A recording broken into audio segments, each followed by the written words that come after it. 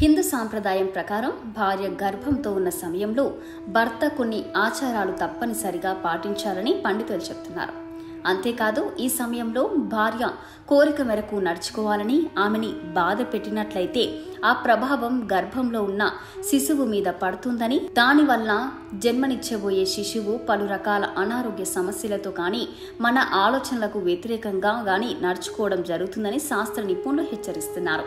ఆమెకు ఏది ప్రతికరమైనదో తెలుసుకుని ఆ వస్తువులను కానీ తినే పదార్థాలు కానీ తెచ్చిపెట్టాలని పెద్దలు చెప్తున్నారు. ఆమె సంతోషంగా ఉంటే ఆమె కడుపులోని బిడ్డ కూడా సంతోషంగా ఆరోగ్యంగా ఉంటుందని డాక్టర్స్ కూడా చెప్తున్నారు.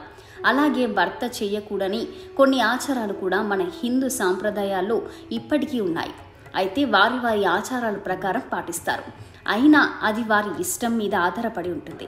పండితుల సూచనల మేరకు భర్త ఏం చేయాలి, అలాగే ఏం చేయకూడదు ఇప్పుడు తెలుసుకుందాం. గర్భిణీ స్త్రీలు కోరిన కోరికలు తీర్చడం భర్త ముఖ్య ధర్మం. అలా చేయడం వల్ల దీర్ఘాయుషులు అయిన పిల్లలు జన్మనిస్తారని పెద్దలు అంటున్నారు. భార్య గర్భిణిగా ఉన్నప్పుడు సముద్ర స్నానం చేయడం, చెట్లు నరకడం వంటి పనులు చేయకూడదు. అలాగే భర్త సెలూన్కి వెళ్లడం కూడా చేయకూడదు. భార్య గర్భంతో ఉన్నప్పుడు ఈ సమయంలో శవాన్ని మోయడం కూడా చేయకూడదని శాస్త్ర నిపుణులు చెప్తున్నారు.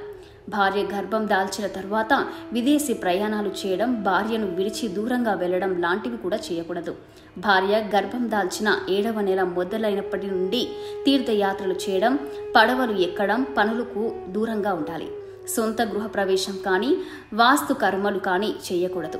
భర్త పర్వతారోహణములు కానీ యుద్ధాలలో పాల్గొనడం ఇలాంటి వాటికి దూరంగా ఉండాలి. శవాన్ని అనుసరించి కూడా వెళ్లడం కూడా చేయకూడదు. అలాగే ప్రేత కర్మలు చేయడం లాంటివి కూడా చేయకూడదు.